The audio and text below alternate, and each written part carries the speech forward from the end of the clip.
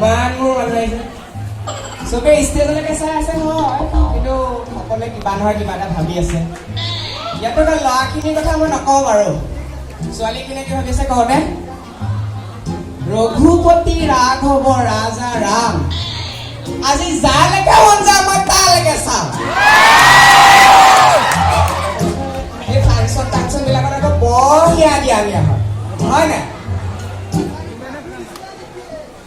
হিয়া দিয়া নিয়া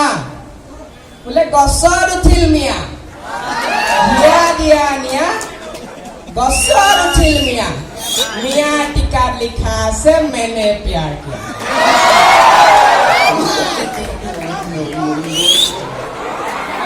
আপোনালোকে বাতৰি চাই আছে বাতৰি মাজতে বাতৰি আহিছিল ফণী আহিছে ফণীয়ে সেইদিনা মই ইমান ৱেইট কৰিলো বোলো আহিব ফণী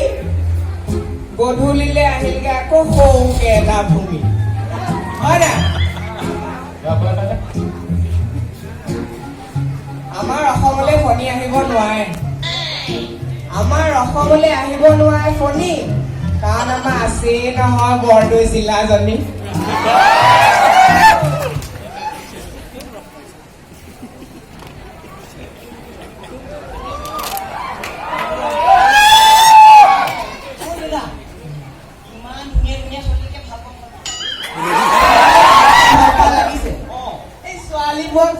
ভাল পাই থৈছে সেইবোৰ আকৌ তোমাক ভাল পাই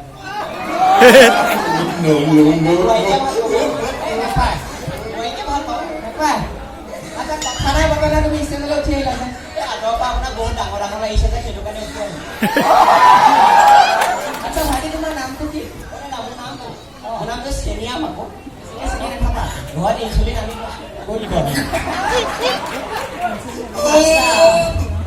ধুনীয়া ছোৱালীবোৰক নমস্কাৰ এটা দি দিয়া আই লাভ ইউ ভাইটি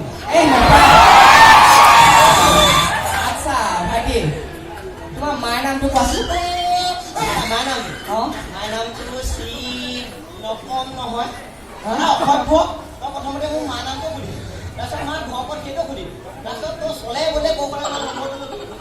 ফাইভ গৈ আহিছিল ফাইভটো মানে তোৰ নকওঁ মই এই কথাটো মই সৰুৰ পৰা মায়ে সুধি আছো বোলে জন্মত কিবা এটা খেলি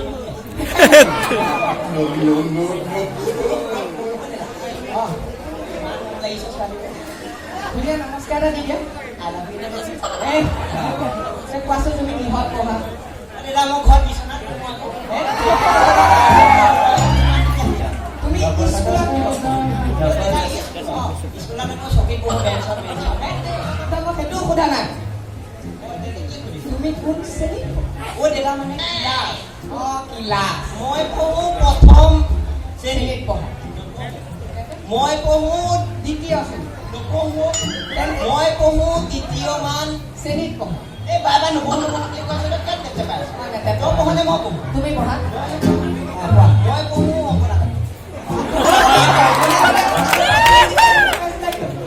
সেইকেইটা শ্ৰেণী পাৰ হৈ আমাৰ অংগনবাড়ীখন পায়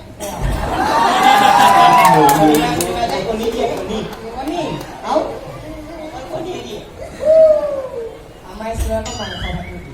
ভাতো আচ্ছা তুমি এতিয়া যোৱাগে যোৱা নেচা নচা কুৱেশ্যন সুধিলে আহি যাব বুজিছে আচ্ছা জোন আৰু বেলি মাজৰ পাৰ্থক্য কি বেলি মাজত যোনে 10টা মানক ভাল পায় বেলিয়ে যাব মুঠিয়ে ভাল পায় আচ্ছা তাইকে বিয়া পাতিব জনমূৰীয়া কাক বোলো দেউতা জনমূৰীয়া দেশৰ জনসাধাৰণে মুহি বেছি বেছি জীয়াই ইনকম কৰি থাকে আৰু কোৱাচোন মানভূমি কাক বোলে দেউতা মানভূমি লগৰ সমনীয়াৰ লগত দি খাই তুমি মাছ খোৱা হয় তাকে মানভূমি আচ্ছা কোৱাচোন দাদা 5টা ঘৰচীয়া যোনটো নাম 5টা দুটা হ'লে হ'বনে নহ'ব দাদা 3টা মাইকীকো 2টা মতা তুমি বোলে বহুত ধুনীয়া কবিতা আবৃত্তি কোৱা মই দেউতা মই সৰুৰ পৰা ডাঙৰ মানুহ সৰুৰ পৰা কবিতা এটা আবৃত্তি গাইলো ন চবে সহযোগ কৰিব কৰিব আমাৰ গাঁও পুৰণি আমাৰ গাঁওখনি অতি ধুনীয়া ছোৱালীয়ে ভৰা গাল ঘঁহি ঘঁহি ৰঙা কৰে আচলতে ফাপৰে ধৰা বস্তুৰে উপস্থিত দোকানী দাদাৰহে চুলি কৰে আমাৰ গাঁওখনি চুলাই মদেৰে ভৰা ফালেদি পুলিচ সোমাইছে পিছফালেদি কবিতা আপুনি এটা গাই দিয়ক আকৌ মই গাই দিয়ক ঠিক আছে জানমণি তুমিয়ে মোৰ কামনাৰ বাসন তুমিয়ে মোৰ চচপেনৰ ঢাকন তুমিয়ে মোৰ প্ৰেছাৰৰ নিয়ম তুমিয়ে মোৰ লাইফ টাইম ফেচিলিটি থকা নকিয়া মোবাইল ফোন তুমিয়ে মোৰ আকাশত থকা পূৰ্ণিমাৰ জোন তুমি হাঁহিলে মৰুভূমিতো পদুম ফুলে তুমি কথা ক'লে কিবা কুকুৰে ভোকা যেন লাগে ধুনীয়া আচ্ছা তুমি যোৱাগে যোৱা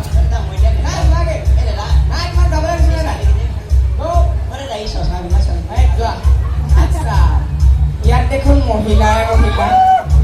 তোমালোক চাগে পুৱাতে আহি বহিলা